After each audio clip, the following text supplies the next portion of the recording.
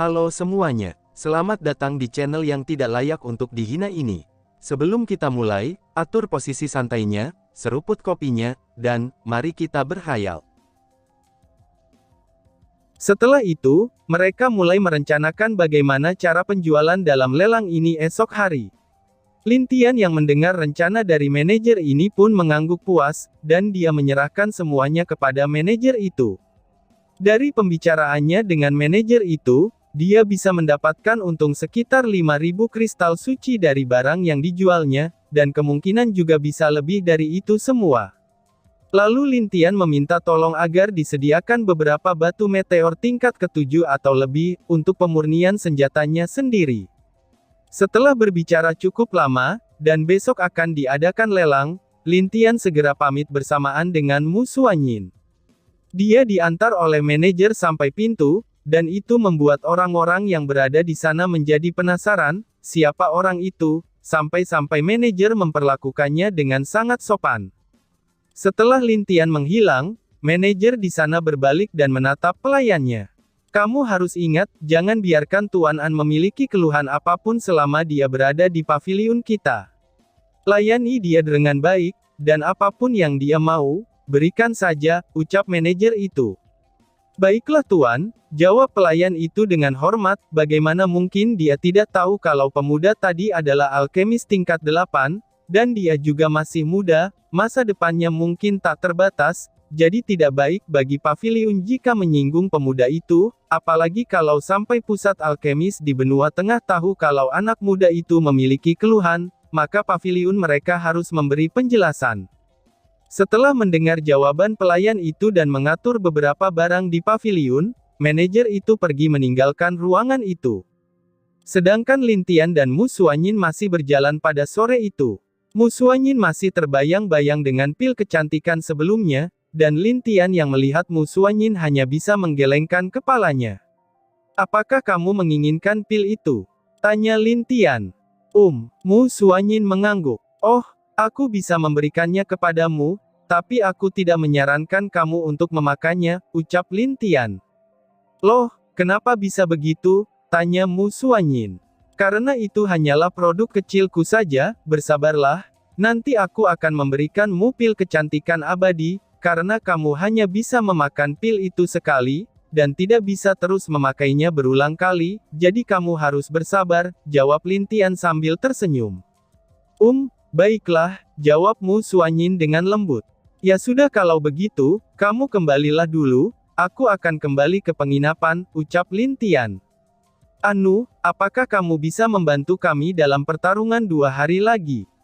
Tanya Mu Xuanyin. Aku tidak mau, jawab Lin Tian. Loh, kenapa? Tanya Mu Xuanyin. Aku tidak bisa lagi membantu kalian, tetapi aku hanya bisa membantumu, balas Lin Tian sambil tersenyum pada Mu Xuanyin.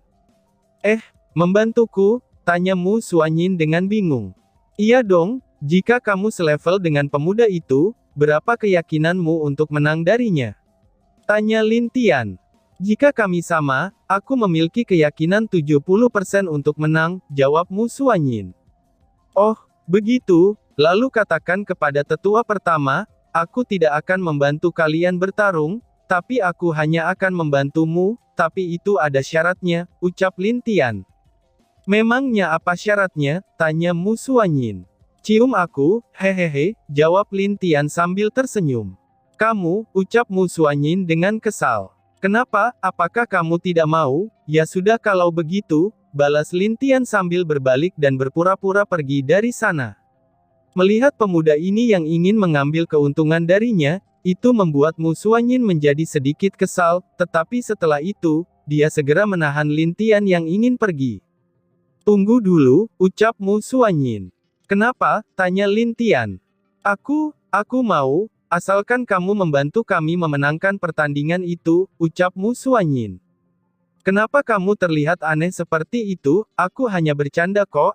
Aku hanya ingin satu tempat untuk masuk ke ruang makam itu saja, dan tidak ada yang lain, hahaha, ucap Lin Tian sambil tertawa melihat wajah merah Mu Xuanyin. Kamu, ucap Mu Xuanyin dengan kesal. Jika kamu mau, aku juga ingin dicium oleh gadis cantik sepertimu, Hahaha, balas Lin Tian sambil tertawa bahagia. Kamu, dasar tidak tahu malu, ucap Mu Xuanyin dengan kesal, karena telah dipermainkan oleh Lin Tian. Baiklah, aku tidak akan bercanda lagi, kalau begitu, bawa saja perwakilan kalian besok ke penginapan tempat diriku berada, ucap Lin Tian. Tidak, bagaimana jika kami yang akan menjemputmu besok, kita lakukan di istana saja, balas Mu Xuanyin. Terserah kamu sajalah, tapi aku hanya bisa membantumu, dan aku tidak akan membantu mereka untuk bertanding, jadi kamu harus ingat, aku melakukan ini karenamu, bukan karena mereka, ucap Lin Tian sambil menatap Mu Xuanyin. Melihat pemuda di depannya ini, yang berani mengatakan alasan dia membantu mereka hanya karena dirinya, itu membuat hati Mu Xuanyin melembut. Baiklah, aku mengerti, nanti aku akan membicarakannya bersama guru dan yang lainnya, balas Mu Xuanyin. Oh iya, aku lupa, ini untukmu, ucap Lin Tian sambil mengeluarkan sebuah kalung yang dia buat sebelumnya pada Mu Xuanyin. Ini, gumam Mu Xuanyin. Ini adalah kalung pelindung yang aku buat sendiri, kalung ini bisa melindungimu sewaktu-waktu dalam bahaya, jadi pakailah, dan jangan pernah dilepas, ucap Lin Tian sambil memberikan kalung itu kepada Mu Xuanyin. Oh, bisakah kamu memakaikannya padaku? Tanya Mu Xuanyin dengan lembut. Lin Tian sedikit mengangkat kelopak matanya. Baiklah, jawab Lin Tian setelah beberapa saat. Setelah dia selesai mengalungkannya, dia kemudian memeluk Mu Xuanyin dari belakang sambil berbisik padanya. Aku berjanji akan menjagamu, maka percayalah padaku, jika memang dirimu merasa berat untuk menanggung semua beban, biarkan aku yang menanggung bebanmu itu. Yakinlah terhadapku, tidak ada yang bisa menyakitimu selama aku masih hidup, ucap Lin Tian dengan berbisik. Mendengar suara bisikan Lin Tian, itu membuat tubuhnya menegang, matanya sedikit lembab, dan hatinya merasa terguncang, dia hanya bisa berkata dengan lembut untuk membalas bisikan Lin Tian itu dengan sedikit emosi. Iya, jawab Mu Xuanyin. Sudah sana kembali, jika ucapanmu itu benar, jemput aku setelah lelang berakhir, aku akan menunggu kalian di paviliun perdagangan, ucap Lin Tian sambil melepas pelukannya dari tubuh Mu Xuanyin. Aku kembali dulu, jaga dirimu baik-baik, balas Mu Xuanyin dengan lembut. Hahaha, kamu tenang saja, tidak akan ada yang bisa menyakitiku di sini, jawab Lin Tian. Lalu Mu Xuanyin mengangguk dan berbalik meninggalkan Lin Tian sendiri, dan masih tersenyum manis sambil menatapnya. Setelah Mu Xuanyin menghilang, Lin Bai yang dari sejak di restoran menghilang, kini muncul kembali dan duduk di atas kepala Lin Tian. Meong, sepertinya hubungan kakak dengan wanita itu sudah semakin membaik, ucap Lin Bai. Membaik kepalamu, balas Lin Tian sambil mengetok kepala Lin Bai. Aduh, kenapa kakak memukulku? Tanya Lin Bai. Aku tidak hanya ingin memukulmu, tapi aku ingin membakarmu, katakan padaku, dari mana saja kamu? Tanya Lin Tian. Ayolah kak, kucing sepertiku ini butuh hiburan sedikit, jadi aku hanya pergi bermain, lagi pula, ini juga masih sore, balas Lin Bai yang masih mengusap kepala kecilnya. Binatang bangke, apakah kamu pikir kamu adalah kucing? Bilang saja kamu pergi untuk mencuri lagi, ucap Lin Tian dengan kesal. Wah, tidak kak, aku adalah kucing yang baik, mana mungkin aku mencuri, balas Lin Bai. Bersikaplah seperti harimau sedikit, ucap Lin Tian dengan gregetan. Tapi kan saat ini aku adalah kucing, balas Lin Bai lagi. Sudahlah, ucap Lin Tian, lalu pergi berjalan menuju ke penginapannya, dia memutuskan untuk membiarkan Lin Feng Er memanggang Lin Bai nanti sebagai hukuman untuknya. Tapi Lin Bai tidak tahu apa yang dipikirkan kakaknya itu, dan hanya rebahan di kepala Lin Tian. Di dalam istana, pada saat itu, hari sudah malam. Apakah kamu sudah bertemu dengan anak itu? Tanya Mu Zixi. Iya tetua, jawab Mu Xuanyin. Lalu apa yang dia katakan, apakah dia mau membantu kita lagi? Tanya Mu Zixi. Yang lain melihat dan menunggu jawaban dari Mu Xuanyin dengan gugup, jika mereka bisa meminta bantuan Lin Tian, maka hampir 80% mereka bisa menang di pertandingan yang akan berlangsung 2 hari lagi, tetapi jika tidak, mungkin mereka akan kehilangan semuanya. Baik Sekte Es dan Kekaisaran Wu, mereka semua berharap bisa masuk ke ruang makam itu, walaupun dengan tujuan yang berbeda-beda. Mu Xuanyin hanya menggelengkan kepalanya di depan mereka. Sepertinya hanya bisa mencari bantuan lain, ucap Mu Zixi kepada mereka. Tapi dia berkata, dia bisa membantu kita untuk menang, tanpa harus ikut serta dalam pertarungan itu dengan syarat, harus ada kuota untuknya masuk ke dalam ruang makam itu, ucap Mu Xuanyin. Apa maksudnya itu? Dia tidak ingin membantu kita, tapi dia bisa membuat kita menang tanpa bertarung. Bahkan dia ingin meminta kuota untuk masuk, ucap Mu Yun dengan kesal. Melihat ketidaksenangan dari saudari-saudarinya, itu membuat Mu Xuanyin sedikit mengerutkan keningnya, tapi tidak ada yang memperhatikan wajah Mu Xuanyin saat itu, dan tidak ada yang mengetahuinya. Begini kata Anlin, ucap Mu Xuanyin. Mu Xuanyin lalu mencoba menjelaskan apa yang dikatakan Lin Tian, tapi dia tidak menjelaskan tentang Lin Tian menjual pil atau alat senjata lainnya ke pelelangan. Setelah mendengarkan apa yang dikatakan oleh Mu Xuanyin, mereka semua menjadi diam, dan masing-masing memiliki pikiran yang sama.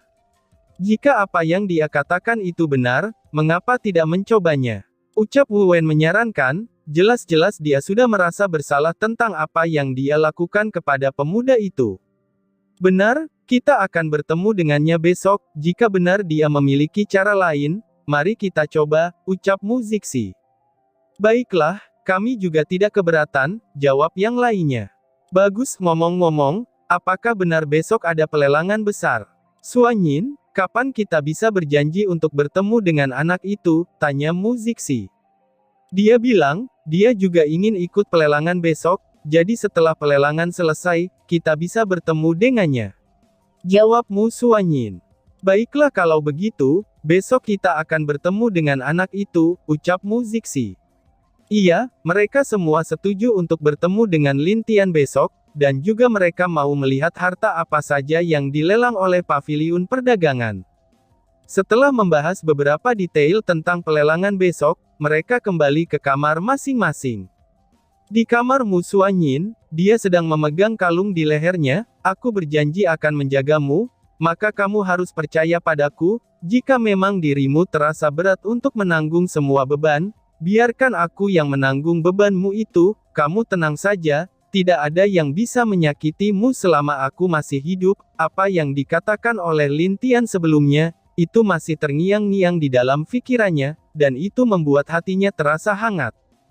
Karena untuk pertama kali dalam hidupnya, dia mendengar perkataan yang tulus seperti itu dari seorang laki-laki, karena selama ini, orang lain yang mendekatinya hanya karena penampilannya saja, sedangkan Lin Tian, dia tidak terlihat seperti pemuda pada umumnya.